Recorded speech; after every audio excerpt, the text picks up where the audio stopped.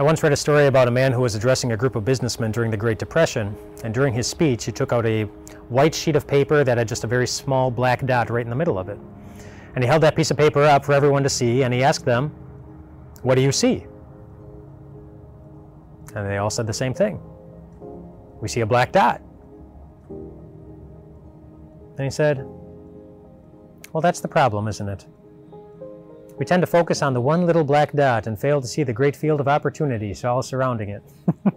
He was teaching them to see the bigger perspective on things as they looked at troubling situations in front of them. And King David certainly had his own troubling situations in front of him, just like you and I have troubling situations that we can see in front of us. And sometimes it's so easy to focus on just those situations and to forget something that David wants us to remember.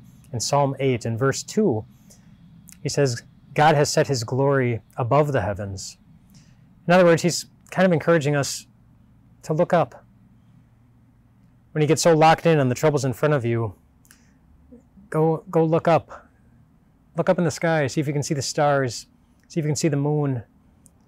Be impressed again by God's glory, by his bigness, as a reminder that our God, the God who made all of this and the God who loves us, is bigger than anything that we're facing. And there are at least 2 times that we see Jesus apply that perspective in his own ministry. At least 2 times I'm going to share with you.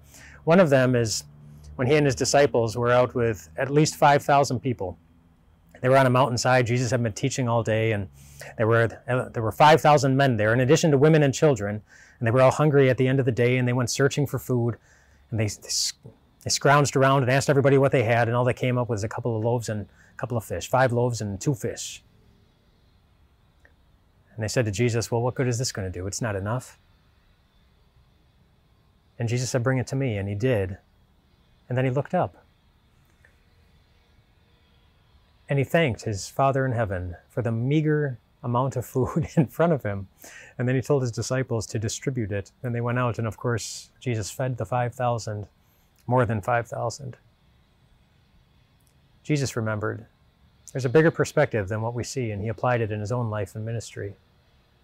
The second time I want to highlight that Jesus looked up to the heavens was a different situation.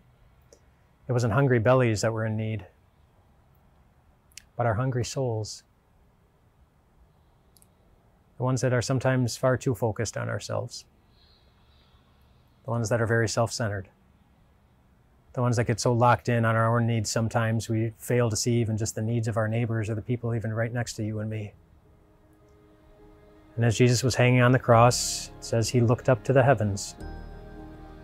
And he said something again.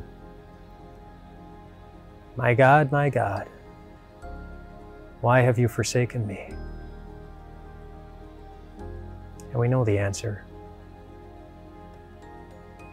So that he could keep a promise to love you. So that you could walk through life knowing that the great big God, who's so much bigger than you and I could ever imagine,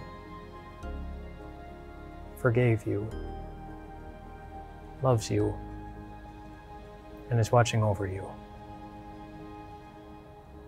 When what's in front of you, when what's right in the mirror is a little bit too troubling, just look up like Jesus did. And remember that your big God is watching over you.